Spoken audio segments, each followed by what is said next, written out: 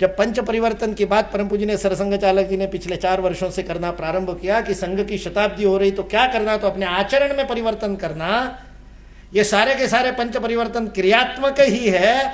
हमने 75 वर्ष जब स्वाधीनता के मनाए तो हमने कहा स्वाधीन तो हो गए, स्व के अधीन तो हो गए, स्वतंत्र हुए क्या? तंत्र भी अपना होना चाहिए। इसलिए स्वतंत्र होने का नाम स्व का बोध है, स्व का तंत्र सब जगह पर लागू करना। इसलिए सतीश जी बता रहे थे ना धोती की बात, मैं IIT वाईआईटी शिक्षा के जगत में था 11 वर्ष, तो सब जगह धोती पहन के जाता था, तो सामने बैठे हुए युवाओं को आह्वान देता था। मैंने कहा मैं 16 तरीके से धोती बांधना जानता हूँ और रात को इसी को खोल करके इसी की लुंगी बना देता हूँ। कहीं पर ओढ़ने के लिए नहीं हो तो इसी को खोल के ओढ़ लेता हूँ, बिछा भी लेता हूँ। इतना स्वतंत्र वेश है, इतनी क्रिएटिविटी है। 16 प्रकार से बांध सकते हैं। आज राजस्थान वाली बांधी है, कभी महाराष्ट्र वाली बांधता हूँ, कभी उड़ीसा वाली बांधता हूँ, कभी गुजराती बांधता हूँ, कभी बंगाली बांधता हूँ। जहाँ जहाँ गया वहाँ वालों ने वहाँ की सिखा दी। मैं आपको चुनौती देता हूँ, ये जो आपने पहन रखी है बोरिया, वो 2 तरीके से पहन के दिखा दो। आपने अपनी भूषा का स्वातंत्र दर्जी के हाथ में दे दिया। दर्जी तय करेगा कि आप क्या पहनोगे। इसलिए मैं युवाओं को कहता था मैं 10 साल मॉडर्न हूं, 10 साल के बाद ये धोती की फैशन आने वाली है। मैं 10 साल पहले पहन रहा हूं, मुझे 10 साल बाद की फैशन पता है, तब आप सब लोग धोती पहनोगे। स्वाभिमान के साथ स्व का पालन, यह अपना प्रगटीकरण है, स्वभाव का प्रगटीकरण। इसलिए परम पूज्य संघ चालक जी 4 बातें कहते हैं, 6 बातें कहते हैं कि 6 बातों में स्व लाना है। यह स्व कहाँ का लाना है, तो उन्होंने कहा भाषा और भूषा में। अपने घर में, अपने व्यवहार में स्वभाषा स्वभूषा। इसलिए हमारी माताओं को बहुत बड़ा वंदन है, आपने स्वभूषा को बनाए रखा है। आज भी यहाँ पर साड़ी में इतनी सारी माताएं दिखाई दे रही है, धोती वाले 3 ही हैं। स्वभाषा स्वभूषा, 2 बातें कही, भाषा भूषा। दूसरे 2 भ कहे, भजन और भोजन।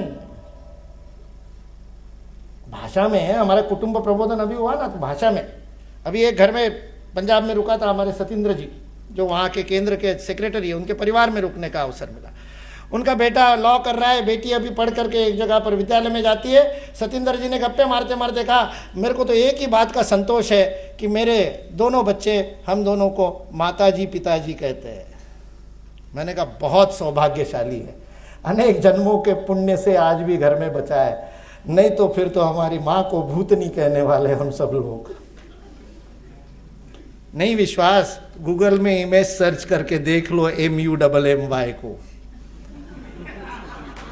इमेज सर्च करना MUMMY को।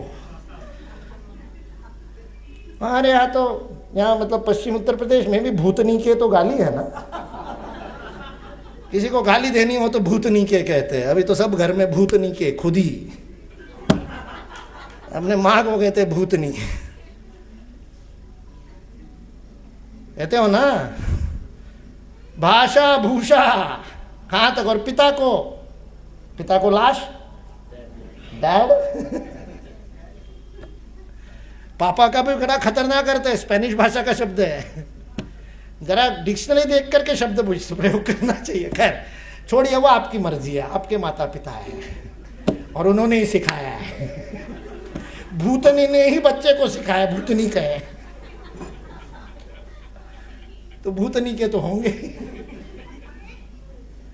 मैंने जब बीकानेर में एक बार ये बोला तो हमारे वहाँ के कार्यकर्ता की बच्ची उनके घर भोजन करने गया, 7वीं कक्षा में पढ़ती थी। उसने आकर के कहा, आज आपने बड़ा मज़ा आ गया, आज आपने एक बहुत बड़ा शस्त्र दे दिया। अब मैंने मेरी माँ को कह दिया है, जब आप प्रेम से रहोगी माँ कहूँगी, जब डांट लगाओगी मम्मी कहूँगी। मैंने कहा लेकिन माँ ने मेरा भाषण सुना था कि नहीं सुना? मैंने पूरा आके घर में सुना दिया। भाषा भूषा भजन भोजन, हमारा भोजन, हमारे घर में भोजन, स्व का बोध है क्या उसमें? हमारे घर में चलने वाले भजन गाने, हमारे आपस में बैठ करके करने वाले उपासना की पद्धति, उसमें स्व है क्या? और अंतिम दो भ कहे, भवन और भ्रमण। हमारे भवन का निर्माण हम कैसे कर रहे हैं, उसमें स्व का बोध है क्या? भ्रमण के लिए चयन करते समय हम कहाँ जाते हैं? हमारे देश को देखने के लिए इतने बड़े स्थान हैं, इतने अनेक स्थान हैं। स्वाधीन हो गए, स्वतंत्र नहीं हुए, इसलिए टूरिज्म डिपार्टमेंट नहीं बताएगा, मेक माई ट्रिप नहीं बताएगा। दक्षिण भारत में या कहीं भी पूरे भारत में जाओ, पहाड़ों में जाओ, इतने सुंदर सुंदर मंदिर है, इतने सुंदर सुंदर नैसर्गिक स्थल है, लेकिन टूरिज्म डिपार्टमेंट की वेबसाइट पे नहीं मिलेंगे, आपको खोजना पड़ेगा। भ्रमण, पहले भारत को तो देख लो, फिर जाना विदेश में। पाप किए होंगे तो जाना ही पड़ेगा,